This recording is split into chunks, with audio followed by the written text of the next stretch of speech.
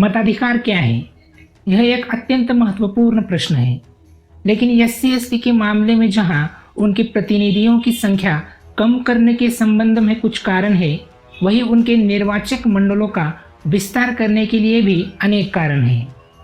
यदि वर्तमान मताधिकार की छाया में SC/ST बड़ी संख्या में निर्वाचक नहीं बन सकते, तो यह उनका दोष नहीं है।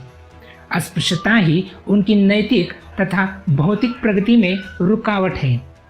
पैसा कमाने के 3 स्रोत हैं: व्यापार, उद्योग और नौकरी।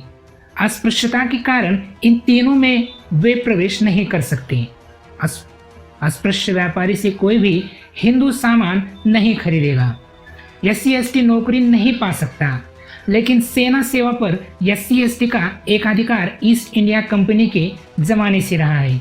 वे सेना में इतनी विशाल संख्या में भर्ती हो गए थे कि भारतीय सेना आयोग 1859 को प्रस्तुत की गई अपनी टिप्पणी में मार्क्स ट्विडलडेल ने लिखा था, इस बात को कदापि नहीं भूलना चाहिए कि निम्न जाति के लोगों की मदद से ही भारत पर विजय प्राप्त की गई।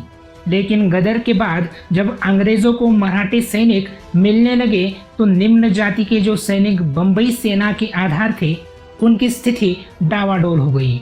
इसका कारण यह नहीं था कि मराठी बेहतर सैनिक थे, बल्कि यह था कि उनके धार्मिक पूर्वग्रह ने उन्हें निम्न जाति के अफसरों के अधीन सेवा करने से रोका। पूर्वग्रह इतना प्रबल था कि जाति भेद से परे अंग्रेजों को भी SC/ST वर्गों से भर्ती रोकनी पड़ी। इसी प्रकार SC/ST को पुलिस बल में नौकरी नहीं दी जाती। अनेकानेक सरकारी कार्यालयों में SC/ST के लिए नौकरी पाना असंभव नहीं है। मिलों में भी भेदभाव बरता जाता है। सूती कपड़ा मिलों के बुनकर विभागों में SC/ST को भर्ती नहीं किया जाता, जबकि उनमें से अनेक पेशेवर बुनकर हैं। प्रस्तुत है बंबई नगर पालिका की स्कूल प्रणाली का एक उदाहरण। बंबई निगम द्वारा शासित सर्वप्रदेशीय महानगर है। भारत के किसी भी निगम की तुलना में वहाँ अधिक आज़ादी है, पर वहाँ 2 तरह के स्कूल हैं, एक स्पृश्यों के बच्चों के लिए और दूसरा SC/ST के बच्चों के लिए। यह स्वयं में एक नोट करने योग्य बात है। इससे भी अधिक ध्यान देने योग्य कुछ और बातें भी हैं। निगम ने स्कूलों के अनुसार उनके अध्यापकों को भी स्पृश्यों और SC/ST में विभाजित कर दिया है। क्योंकि SC/ST अध्यापकों की कमी है, अंततः SC/ST के कुछ स्कूलों में स्पृश्य अध्यापक काम कर रहे हैं। एक अत्यंत कटु मजाक यह है कि यदि SC/ST स्कूल सेवा में कोई उच्च वेतनमान है, वहाँ होगा भी, क्योंकि वहाँ प्रशिक्षण प्राप्त चंद SC/ST अध्यापक होते हैं। तो स्पृश्य अध्यापक को उस वेतनमान में नियुक्त किया जा सकता है, लेकिन किसी स्पृश्य स्कूल में यदि कोई उच्च वेतनमान उपलब्ध होगा, तो उस वेतनमान में SC/ST अध्यापक को नियुक्त नहीं किया जा सकता। उसे तब तक इंतजार की घड़ियां गिननी होंगी जब तक कि SC/ST के लिए सेवा में स्थान खाली नहीं हो जाता। यही है हिंदू समाज के जीवन का आचार शास्त्र। डॉक्टर बाबा साहेब अम्बेडकर को बुलाकर लिए गए बयान के बाद सर फ्रैंक स्लाई कहते हैं, doctor Ambedkar सिडनम college of commerce में प्रोफेसर थे। उन्होंने एल्फिस्टन कॉलेज बम्बई से BA की डिग्री ली है। कोलंबिया यूनिवर्सिटी न्यूयॉर्क से उन्होंने MA किया है। वह महार जाति के हैं और उनका बयान दलित वर्गों से संबंध रखता है। जहाँ तक हिंदू समुदाय का संबंध है, डॉक्टर अंबेडकर ने उन्हें स्पृश्य और अस्पृश्य के 2 वर्गों में विभाजित किया है। वह SC/ST के लिए मताधिकार में परिवर्तन चाहते हैं, लेकिन यदि 2 से अधिक सदस्यों वाली निर्वाचन क्षेत्रों की स्वीकृति दी जाती है, तो मताधिकार के अर्हता स्तर को कम करने की बात का महत्व गौण हो जाता है। छोटे निर्वाचन क्षेत्र की दशा में यथा मराठों की दशा में यह वांछनीय होगा कि उनका समूह बनाया जाए। यदि किसी निर्वाचन क्षेत्र में किसी समुदाय विशेष का बहुमत है, तो उस समुदाय के लिए अलग से संप्रदाय आधारित प्रतिनिधित्व की जरूरत नहीं होगी। यदि किसी विशेष निर्वाचन क्षेत्र में SC/ST का बहुमत हो, तो वे संप्रदाय आधारित प्रतिनिधित्व की मांग नहीं करेंगे। उन्होंने अलग प्रतिनिधित्व की मांग केवल इस कारण की है कि अल्पसंख्या में है और एक समान मताधिकार के आधार पर वे सदैव अल्पसंख्या में ही रहेंगे।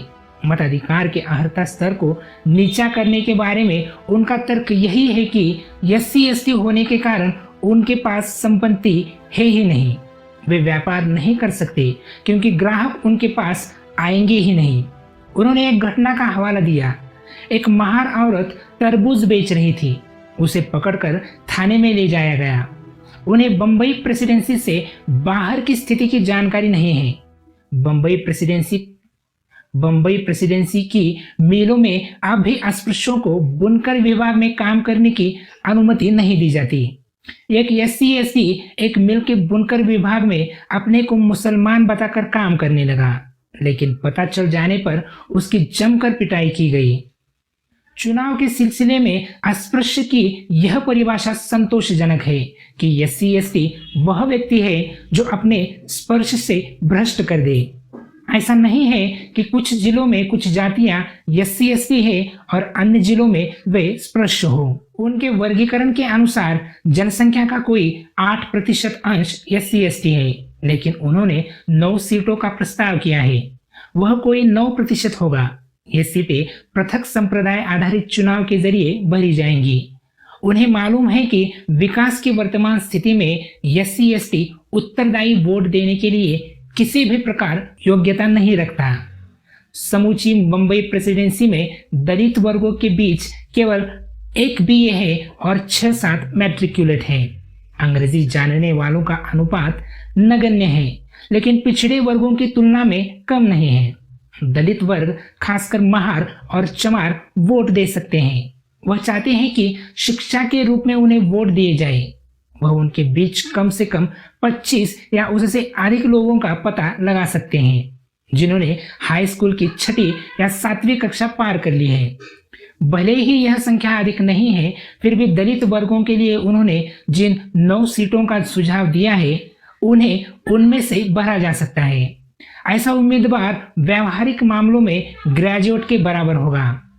भले ही उर्वरित स्वयं को बेहतर तरीके से अभिव्यक्त कर सके, किसी प्रणाली का विरोध करते हैं जिसके अधीन अन्य वर्गों से दलित वर्गों की प्रतिनिधि ली जाए, यथा मिशनरियों द्वारा प्रतिनिधित्व सही अर्थ में प्रतिनिधित्व नहीं होगा।